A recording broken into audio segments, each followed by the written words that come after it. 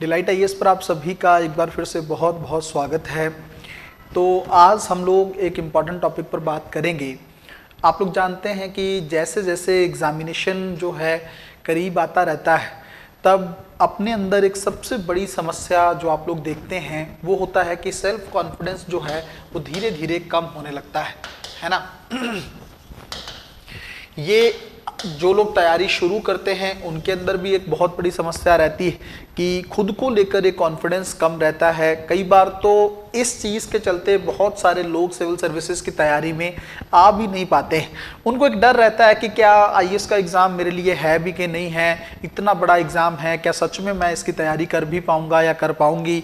ये सारी चीज़ें उसके दिमाग में चलती हैं। इसके चलते कई बार वो ऐसे डिसीजन भी ले लेता है कि वो इस एग्ज़ाम में कैपेबल होते हुए भी उस एग्ज़ाम को छोड़ देता है। और जैसे अब यूपीएससी का प्रीलिम्स एग्जामिनेशन जो है अब आप लोगों को पता है तेज़ी से उसके दिन जो हैं वो कम होते चले जा रहे हैं। बहुत जल्द यूपीएससी का नोटिफिकेशन भी आ जाएगा और पैरेलल इसी टाइम में लोग जो हैं यूपी पीसीएस वगैरह को, बीपीएससी को, इन सब चीज़ों पे भी काम कर रहे हैं। तो थोड़ा सा डाइवर्जन बाकी एग्जाम्स की तरफ भी बढ़ रहा है। ऐसे सिचुएशन में सबसे बड़ा प्रभाव जो आपकी तैयारी को लेकर पड़ सकता है वो आपके सेल्फ कॉन्फिडेंस को लेकर है ना। क्या मुझसे होगा, नहीं होगा। और जैसे जैसे ये टाइम और कम होगा वैसे वैसे खुद पर जो है एक डाउट क्रिएट होना शुरू हो जाएगा। खास करके उन लोगों में चीज ज्यादा होगी जिन्होंने अभी तक भी एग्जाम को सीरियस नहीं लिया है ना।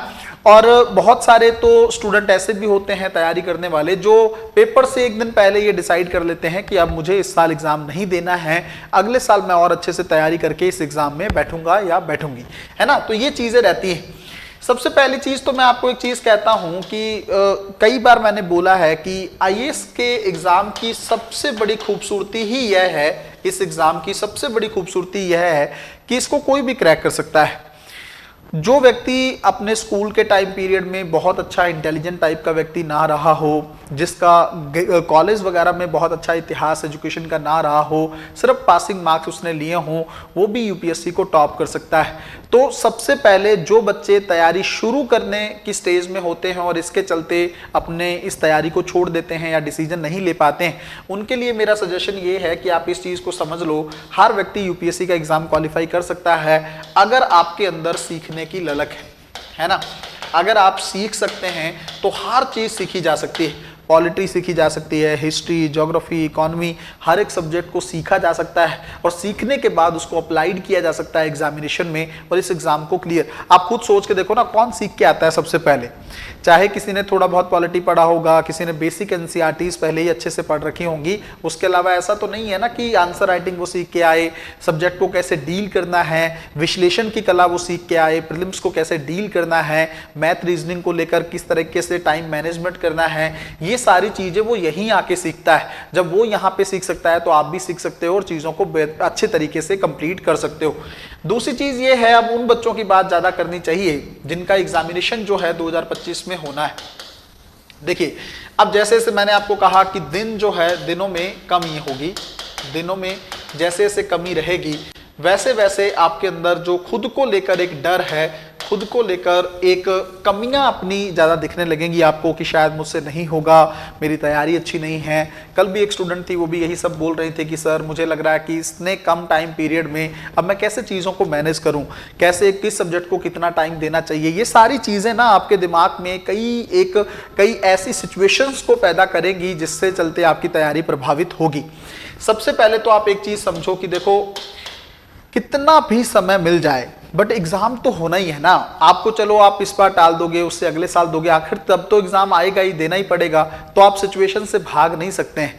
मैं तो हमेशा ही आप लोगों को ये समझाता रहता हूं कि कभी भी सिचुएशन से भागना नहीं चाहिए, सिचुएशन को एक्सेप्ट करना चाहिए। लाइफ हमेशा से ही चैलेंजिंग होती है और अगर आपके जीवन में चैलेंजेस आते हैं तो आप उसको एक्सेप्ट करो। उसी तरीके से यूपीएससी का जो एग्जाम है आपका प्रीलिम्स का, वो आपका चैलेंज है, एक चुनौती है। इस चुनौती को सबसे पहले तो आप लोगों को स्वीकार करना चाहिए, है ना। स्वीकार करो और माइंड से ये तो निकाल ही दो कि मुझे एग्जाम को टालने का भी मेरे पास ऑप्शन है। 100% देना है और इसी साल देना है और इसी साल क्वालिफाई भी करना है। सबसे पहले तो माइंड में इस मैसेज को अपने आप को दे दो। दूसरी चीज फिर क्या करनी है आप अगर चाहते हो कि आपका सेल्फ कॉन्फिडेंस जो है वो कम ना होकर बढ़े, है ना, अगर आप चाहते हो कि आपका सेल्फ कॉन्फिडेंस कम ना हो और इसमें बढ़ोतरी देखने को मिले, तो आपको क्या करना होगा, आपको सिलेबस को ना जल्दी से निपटाना होगा। जैसे जैसे आपके सब्जेक्ट खत्म होते चले जाएंगे ना, जैसे पॉलिटी हो गया, हिस्ट्री हो गया, तैसे तैसे आप लोगों का सेल्फ कॉन्फिडेंस बढ़ने लगेगा। एक चीज मेरी और ध्यान से यहीं पे समझ लीजिए आप लोग, एक चीज जब आप तैयारी कर रहे होते हो और लास्ट का टाइम पीरियड होता है 3-4 महीने या 5 महीने का, इसमें जो मोटिवेशन को सबसे ज्यादा कम करती है या सेल्फ कॉन्फिडेंस को सबसे ज्यादा कम करती है, वो एक चीज है आपकी टेस्ट सीरीज, है ना।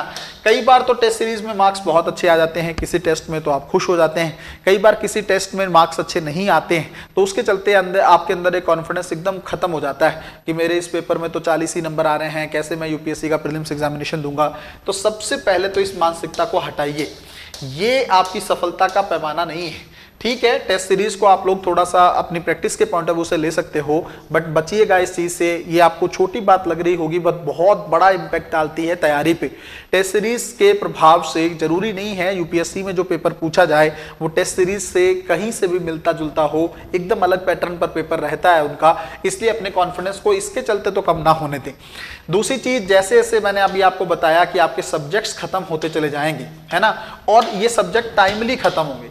अब ये ना हो कि आपने पॉलिटी उठाया और 2-3 महीने पॉलिटी ही चल रहा है ना, लास्ट का 5-6 महीने बचे हैं, 7 महीने, और उसके अंदर 3-4 महीने में सिर्फ आप 2 या 3 सब्जेक्ट ही खत्म कर पा रहे हो। ऐसे नहीं, आपको एक प्रॉपर प्लान करना होगा कि मुझे अगले 10 या 15 दिन में, मान लो अगर आप एक सब्जेक्ट करके करते हो, अगर आप पैरेलल 2 सब्जेक्ट उठाते हो, तो आपके दिमाग में रहना चाहिए कि 20-22 दिन में मुझे कम से कम 2 सब्जेक्ट बहुत अच्छे से कवर कर लेने हैं, चाहे वो पॉलिटी, हिस्ट्री हो, ज्योग्राफी, इकोनॉमी हो, कुछ भी आप लोग कर सकते हैं।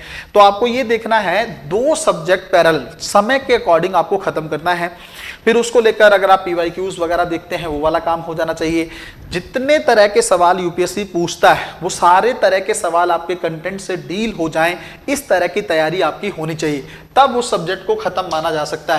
वरना ऐसा नहीं है कि सब्जेक्ट में थोड़े बहुत 4-5 जो भी आपको लगता है कि अच्छा ये टॉपिक, अच्छा खास तौर पर एक चीज और समझिएगा, इस टाइम पीरियड में ना कई बार लोग कहते हैं कि भाई आप इंपॉर्टेंट चीजें ही पढ़ो। जैसे मान लो पॉलिटी में पार्लियामेंटर वाला चैप्टर पढ़ लिया, हिस्टोरिकल बैकग्राउंड पढ़ लिया, राष्ट्रपति पढ़ लिया। देखो अभी उस चीज में समय है, वो चीज लास्ट के 1.5-2 महीने में करनी चाहिए।